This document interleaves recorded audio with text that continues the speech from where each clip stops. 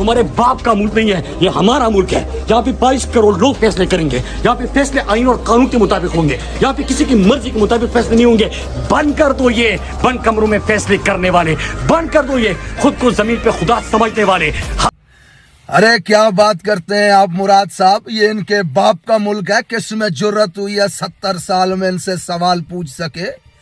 1971 में शेख मुजीबुर रहमान जो 160 नशिस्तें जीत चुका था बंद कमरों के फैसलों में, उसके ऊपर रेड लाइन लगा दी गई और सिर्फ 80 सीटें जीतने वाले भुट्टो को वजीर आजम बनाने की जिद में इस मुल्क को 2 लख्त कर दिया गया। दुनिया ने देखा वो दर्दनाक मंजर जब पाकिस्तान का परचम लहराता हुआ बंगालियों के कदमों पे गिरा और फिर बंगालियों का परचम हवा में बुलंद हुआ।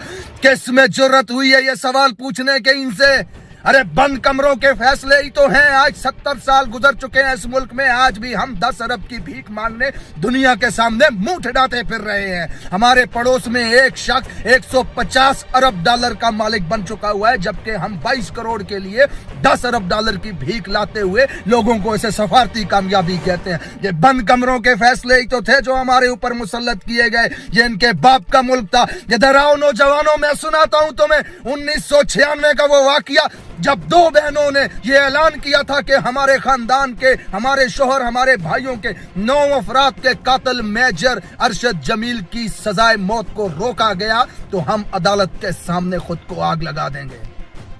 जज साहब के कान पे जूं तक नहीं रेंगी।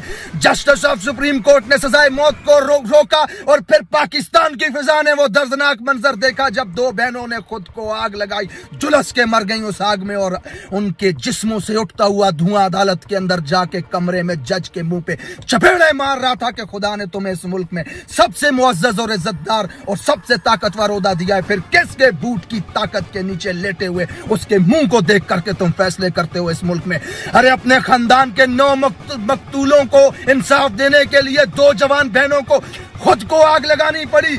किस में जुर्रत है इनसे सवाल पूछने की? वो मेजर अरशद जमील जिसने फौजी दस्ते के साथ मई जिंदों की जमीन पे कब्जा करने के लिए उसके 9 अफराद को घर से उठा के दरिया सिंध के किनारे पे ले जाकर के गोलियां मारी और अगले दिन GHQ से ये बयान जारी हुआ कि रात के दहशतगर्दों को मार दिया गया। वजीर आजम और आर्मी चीफ ने यूनिट को जाकर के इनाम दिए।